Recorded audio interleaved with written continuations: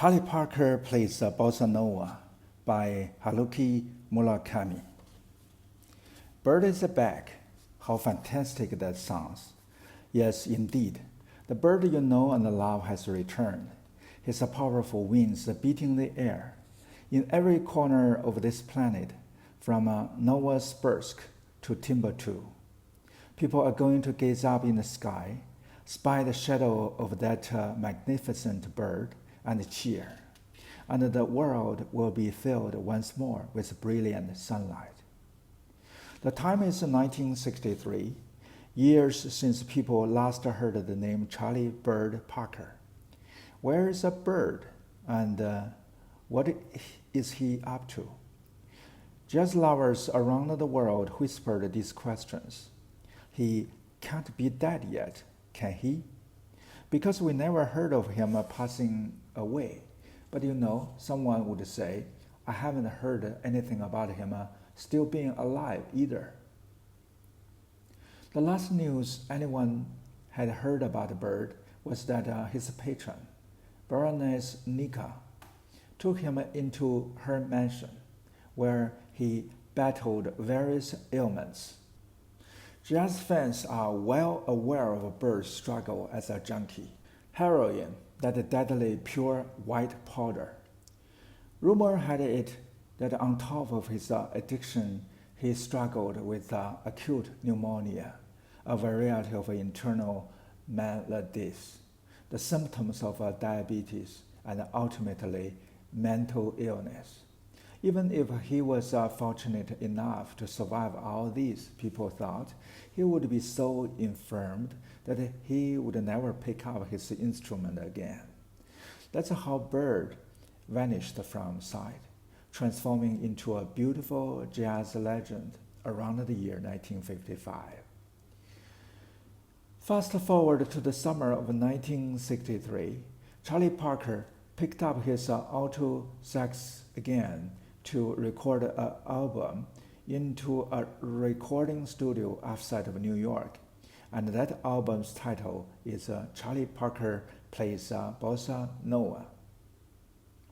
Can you believe it? You'd better, because it happened. It really did.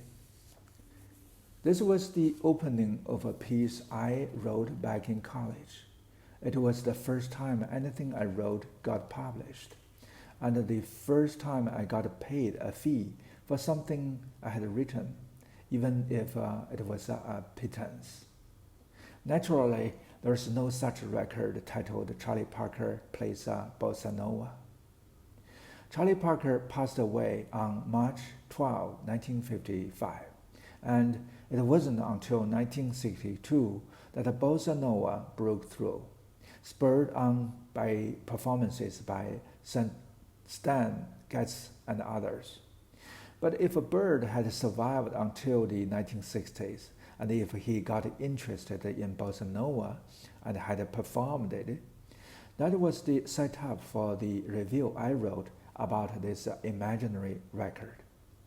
The editor of the University Literary Journal that published this piece never doubted that it was an actual album, and published the essay in the magazine as an ordinary piece of music criticism. The editor's younger brother, a friend of mine, sold him on me, telling him I wrote some good stuff and they should use my work. This magazine folded after 4 issues. My piece was in issue number 3. A precious recording tape that Charlie Parker left behind was discovered by accident in the vaults of a record company and just recently saw the light of day. That was the promise I cooked up for the article. Maybe I shouldn't say this myself, but I think this made-up story was plausible. The details were strong, and the writing had a real punch. So much so that in the end, I nearly came to believe that a record exists. There was a considerable reaction to my article when the magazine published it.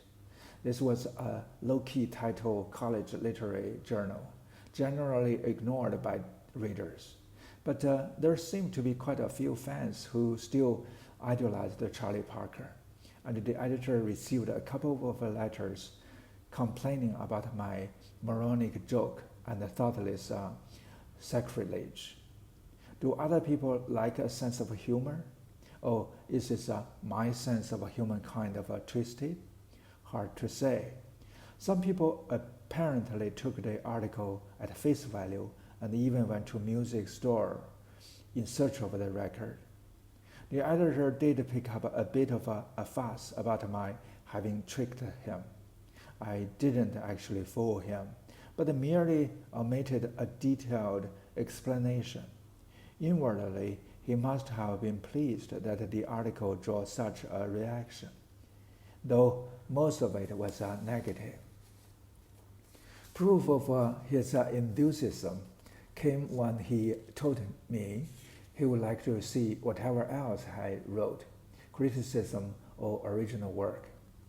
The magazine disappeared before I could show him another piece. My article went on as follows. Who would have ever imagined an unusual lineup like this? Charlie Parker and Antonio Carlos Jobim joining forces. Jimmy Rainey on guitar, Jobim on piano, Jimmy Garrison on bass, Royal Hannes on drums, a dream rhythm section so amazing that it makes your heart pound just hearing the names. And on alto sax, whatever. Who else but Charlie Bird Parker? Here are the names of the track. Side A, Coco Oviedo. 2, Once I Loved, or Amor a Paz. 3, Just Friends. 4, Bye Bye Blues. Side B, Out of Nowhere. 2, How Insensitive. 3, Once Again. 4, Dindy. With the exception of Just Friends and Out of Nowhere, these are all well-known pieces composed by Carlos Jobim. The two pieces not by Jobim are both standards familiar from Parker's earlier magnificent performances, though of course here they are done in a bossa nova rhythm, a totally new style. And on these two pieces only, the pianist wasn't Jobim, but the versatile veteran pianist Hank Jones. So, lovers of jazz that you are, what's your first reaction when you hear the title Charlie Parker plays bossa nova? A yelp of surprise, I could imagine, followed by feelings of curiosity and anticipation. But soon weariness must raise its head, like a ominous dark cloud appearing on what had been a beautiful sunny hillside. Hold on just a minute. Are you telling me that the bird Charlie Parker is actually playing bossa nova? Seriously, did Bird himself really want to play that kind of music? Or did he give in to commercialism, talked into it by the record company, and reach out for what was popular at the time? Even if, say, he genuinely wanted to perform that kind of music. Would the style of this 100% bebop alto sax player ever harmonize with the cool sounds of Latin American bossa nova? Setting aside all that, after an 8-year hiatus, was he still master his instrument? Did he still retain his powerful performing skills and creativity? Truth be told, I couldn't help feeling uneasy about all that myself. I was dying to hear that music, but at the same time I felt afraid, frightened of a disappointment from what I might hear. But now, after I have listened intently to the disc over and over, I can state one thing for sure. I had even climbed up to the roof of a tall building and shouted out so the whole town could hear. If you love jazz or have any love for music at all, then you absolutely must listen to this charming record, the fruit of a passionate heart and a cool mind. What's surprising, first of all, is the indescribable interplay between Carlos Jobium's simple, economical piano style and Bird's eloquent, uninhibited phrasing. I know you might object that Jobium's voice, he doesn't sing here, so I'm referring only to his instrumental voice, and Bird's voice are so totally different in quality, with the dissimilar objectives. We're talking about two very different voices here, so different it might be hard to find any points they share. On top of that, neither one seems to be making much of an effort to revamp their music to fit that of the other. But it's exactly that, the sense of being out of a joint, the divergence between the two men's voices, that is the very driving force that gave rise to this uniquely lovely music. I would like you to start by listening to the first track on the A side, Corcovado. Bird doesn't play the opening theme. In fact, he doesn't take up the theme until one phrase at the end. The piece starts with Carlos Jobium quietly playing that familiar theme alone on the piano. The rhythm section is simply mute. The melody calls to mind a young girl seated at a window, gazing up at the beautiful night sky. Most of it is done with single notes, with the occasional no-frills chorus added, as if gently tucking a soft cushion under the girl's shoulders. And once that performance of the piano theme is over, Bird's alto sax quietly enters, a faint twilight shadow slipping through a gap in the curtain. He is there. Before you even realize it, these beautiful, these graceful, seamless phrases are like lovely memories, their names hidden, slipping into your dreams, like fine wind patterns you never want to disappear, leaving gentle traces on the sand dunes of your heart. I will omit the rest of that article, which is simply a further description with all the suitable embellishments. The above gives you an idea of the kind of music I'm talking about. Of course, it's a music that doesn't actually exist, or at least music that couldn't possibly exist. I will wrap up that story here and talk about something that took place years later. For a long time, I totally forgot that I had written that article back in college. My life after school turned out to be more harried and busy than I had ever imagined. And that review of a make-believe album was nothing more than a light-hearted, irresponsible joke I had played when I was young. But now, close to 15 years later, this article unexpectedly re-emerged into my life. Like a boomerang, you threw that words back to you when you least expected it. I was in New York on business and, with time on my hands, took a walk near my hotel and ducked inside a small used record store I came across on East 14th Street. And in the section of Charlie Parker records, I found, of all things, a record titled Charlie Parker Plays Bossa Nova. It looked like a bootleg, a privately pressed recording. On the front was a white jacket with no drawing or photo, just the title in sullen black letters. On the back was a list of the tracks and the musicians. Surprisingly, the list of songs and the musicians was exactly as I had made them up back in college. Likewise, Hank Jones sat in for Carlos Jovium on 2 tracks. I stood there, still speechless, record in hand. I felt like some small internal part of me had gone numb. I looked around again. Was this really New York? This was downtown New York, no doubt about it. And I was actually here, in a small used record store. I hadn't wandered into some fantasy world. Now was I having some super realistic dream. I slipped the record out of its jacket. It had a white label with a title and the names of the songs. No sign of a record company logo. I examined the vinyl itself and found 4 distinct tracks on each side.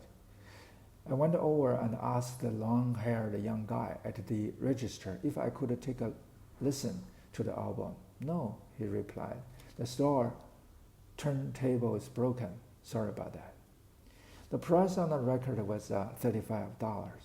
I wavered for a long time about whether to buy it.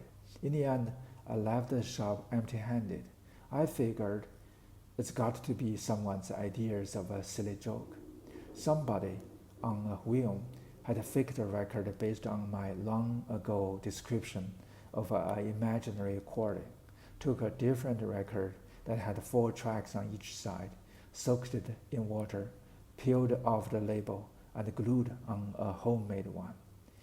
Any way you look at it, it was ridiculous to pay $35 for a bogus record like that.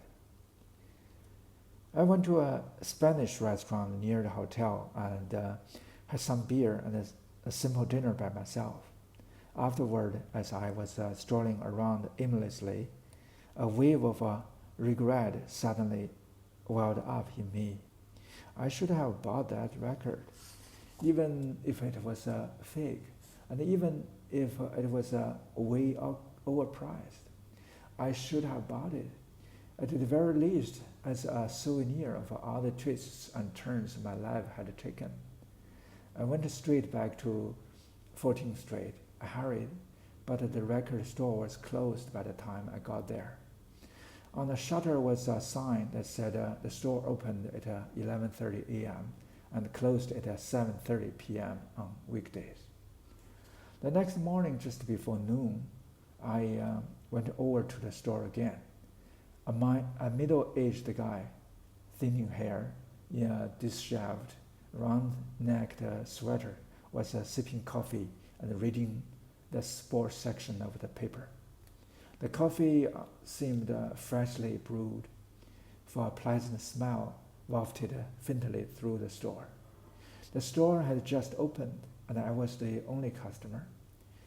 An old tune by Pariah Sanders filtered through the small speaker on the ceiling.